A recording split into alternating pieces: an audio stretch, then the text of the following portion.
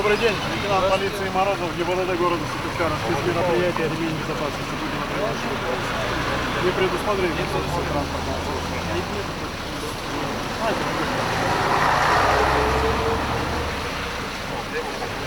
Пожалуйста, ваша страховка. Всего доброго.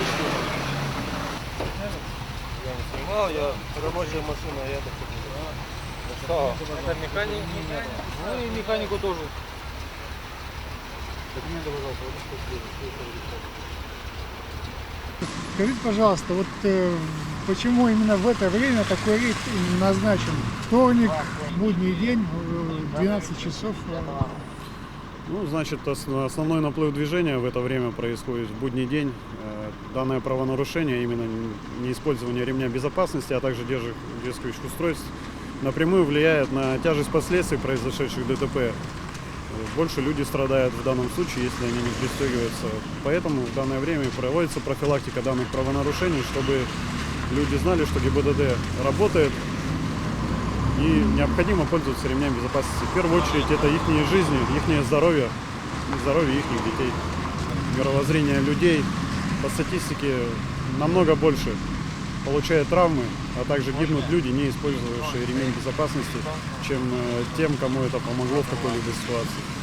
Могу отметить то, что люди действительно стали чаще пристегиваться ремнями безопасности, а также использовать детские удерживающие устройства. Это все-таки данная профилактика влияет на безопасность. Люди осознают и понимают, что все-таки необходимо использовать их. Тем более, что согласно законодательству не обязательно тратить большие суммы денег на приобретение этих устройств. Я думаю, в любом случае проще найти деньги на данные средства удерживающие, чем оплачивать немаленькие штрафы за данное правонарушение. И надеюсь, что водители все-таки поймут, что кроме них никто о их детях не позаботится. Да. Молодые люди, получившие права, более относятся несерьезно к данным правонарушениям, а водители со стажем, более опытные, они действительно понимают, сталкивались с различными ситуациями на дороге, что это может спасти их жизнь. Молодые водители, неважно на какой машине, Чаще нарушают. К различным правонарушениям любого типа. Любого типа, да? В том числе вот нетрезвая езда, это все равно помоложе.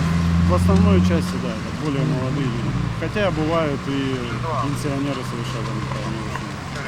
То есть нельзя сказать, что вот это хорошие, дорогие машины, владельцы нарушают правила реже, чем вот владельцы копеек и так далее. Абсолютно разные. Да? Нарушают и те, и те.